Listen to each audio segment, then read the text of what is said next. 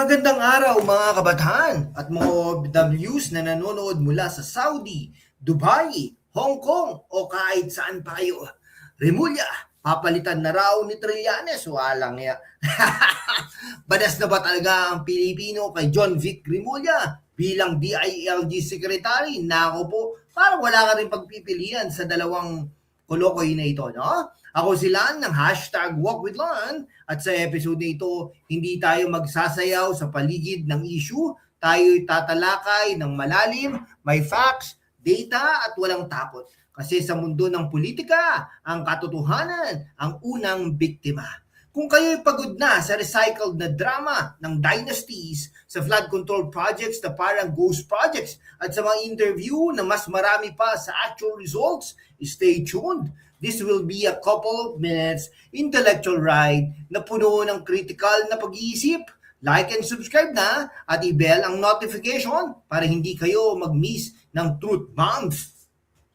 Mga kababayan, let's set the record straight. Si Juanito Victor John Vic Remulla Jr. ay dating gobernador ng Cavite at ngayon ay sekretary ng Department of the Interior and Local Government, DILG. Kilala siya sa infrastructure push sa Cavite, pero may mga tanong na hindi nawawala. Bakit parang ang daming issues na sumusunod sa pamilya? Kamakailan, may mga usap-usapan na papalitan siya ni dating Senador Antonio Sani Trillanes IV, isang kilalang kritik ng administrasyon at matagal nang nasa oposisyon. Si Trillanes na kilala sa kanyang no-nonsense style at pagiging vocal laban sa korupsyon at human rights issues ay madalas na nakikipagbangayan kay Remulla sa media tungkol sa big fish, sa droga, warrants at accountability. Ang tanong ng marami, deserve ba ni John Vic ang posisyon o oras na para sa fresh leadership na may tunay na track record ng panghuhuli, hindi lang ng media mileage? Parang si John Vic, ha? Maraming sinasabi tungkol sa paglilinis, pero ang tanong, bakit parang ang daming attempt na quiet down ang mga probe, mga kaibigan?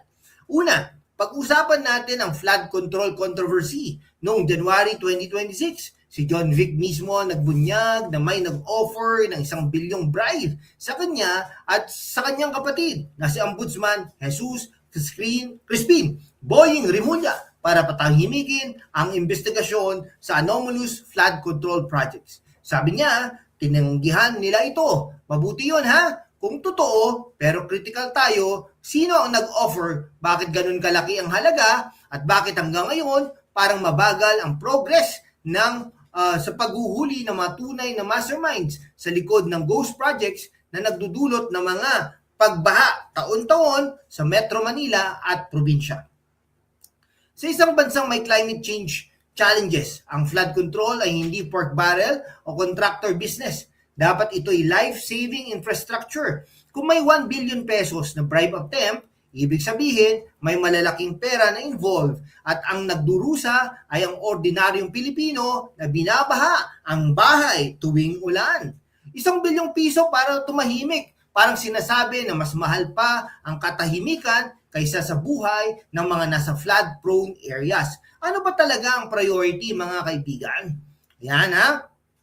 Ngayon, let's talk about the bigger picture. Ang Remulla political dynasty sa Cavite, si John Vic at ang kapatid na si Boying ay may malaking impluensya. May mga reports tungkol sa family property sa Island Cove na nauwi sa Pogo Hub. Bagamat sinabi nilang na ibenta na nila ito, nananatili ang mga tanong tungkol sa transparency. Isa pa, ang drug case ng pamangkin nila, si Juanito Jose Remulla III, anak ni Boying, noong 2022 nahuli sa possession ng halos 1.3 million pesos worth ng high-grade marijuana, pero acquitted siya pagkatapos ng ilang buwan dahil sa lapses in procedure. Sa isang administrasyon na war on drugs ang isa sa mga flagship, bakit parang may double standard para sa ordinaryong Pinoy o OFW na nauhuli sa droga? Mabigat ang kamay ng batas para sa anak ng powerful official procedural technicality. This is not about one family alone. Ito'y tungkol sa perception of justice. Kapag ang publiko ay nakakakita ng ganito, nawawala ang trust sa sistema. At ang youth ngayon lalong critical, silang future voters na ayaw ng pare-pareho lang na politika. Ganyan talaga ang buhay, sabi ng ilan, pero sa politika, ganyan talaga ay hindi sapat na sagot sa bayan. Si Sammy Trillanes ang matapang na Navy officer turned senator, kilala sa Oakwood Mutiny, Senate exposés at consistent criticism sa korupsyon at extrajudicial issues. May mga nagsasabi na siya ang kailangan para linisin ang DILG, mas focus sa police accountability, search operations, at hindi puro press conferences. Si Trillanes ay madalas na nananawagan kay Remulla na mag-focus sa actual results kaysa interviews. Pero critical din tayo Si Trillanes na may sariling political baggage at estilo ng divisive. Ang tanong, makakapagbigay ba siya ng tunay na reform o magiging isa na namang chapter sa political chatroom? Ang problema sa DILG at pulisya ay systemic. Kailangan ng leader na may political will na harapin ang big fish. Bantag, Atong-ang, at kung sino-sino pa. May mga senador din yata, Hindi lang ang maliliit. Kung si Trillanes may track record siya ng pagiging vocal, pero ang execution ang susi, hindi sapat ang salita. Kailangan ng resulta na nakikita ng OFWs na nagpapadala ng remittances para sa bayan. Mga kaibigan, comment down below sino sa tingin ninyo ang mas effective, status quo o bagong mukha na may tapang. Mga kabataan, kayo ang madalas na nagre-reklamo sa social media tungkol sa traffic, seguridad at kawalan ng pag-asa sa politika. Kayo ang nakakakita ng memes tungkol sa same faces, different positions. Mga OFWs, kayo ang backbone ng economy. Habang kayo nagtatrabaho abroad para sa pamilya, ang pera nyo ay napupunta sa buwis na sana'y ginagamit sa maayos na serbisyo. Pero kapag binabaha ang inyong probinsya o hindi secure ang inyong bayan, sino ang may kasalanan? Banasang Pilipino dahil paulit-ulit ng cycle, promises, scandals, denial, at dynasty continuation. Kailangan natin ng leaders na hindi takot, Hindi takot sa scrutiny,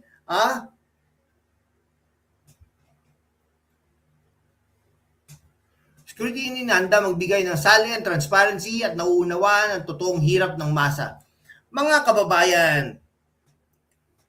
okay, sa mundo kung saan ang kasinungalingan ay nangingibabaw, ang katotohanan ang unang sinisikil. Pero kasama kayo, magpapatuloy tayo sa laban, walang takot, walang kinikilingan, at laging handa para sa bayan. Sumali na sa aking YouTube channel membership sa #WalkWithLan at tulungan natin ang channel na maabot ang 100,000 subscribers. Ang inyong suporta ang susi sa kalayaan natin para ipagpatuloy ang pagbabalita ng katotohanan. Salamat at kita-kits sa laban.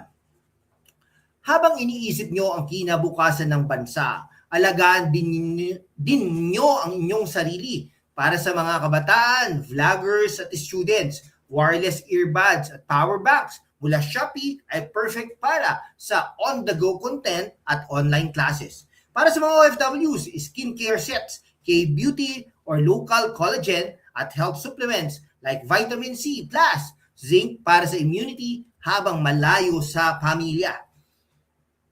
Subukan nyo rin ang portable blenders o air fryers para sa healthy meals sa dorm o condo. At para sa kapayapaan ng isip, smart home security cameras, madaling i-set up via Lazada or Shopee, affiliate link sa descriptions. Kapag bumili kayo, tumutulong din kayo sa channel na ito nang hindi nyo na kailangan magbigay ng extra. Win-win, di ba? At nakinabang pa kayo sa produkto na yon, mga kaibigan. Kaya tulungan nyo po ang #WalkWithLan channel na nagse-celebrate na. More than na po tayo, 6 years. Nag-umpisa po itong channel na ito nung pandemic. Ay nako, nag-iisa lang po tayo sa buhay, kaya po tulungan nyo na ako. So uli, ang politika ay hindi entertainment lang. Ito'y tungkol sa buhay natin. Saan kayo patungo bilang bansa? Kung si Remulla o si Trillanes o sino pa man, ang susi ay accountability at resulta, hindi dynasties o drama. Bumoto ng matalino sa susunod na eleksyon, magtanong ng malalim at huwag matakot magsalita. Salamat sa panonood ng buong ilang minuto ha. Ilang mga minuto na ito sa hapon na ito, sa gabi o araw o umaga, kung saan man kayo nanroroon sa dako ng iba't ibang dako ng mundo. Ibig sabihin, seryoso kayo sa bayan. I-like, i-share sa inyong mga OFW groups at youth chats at mag-comment. Banas ka na ba kay Remulla? Ay, ano po tayo?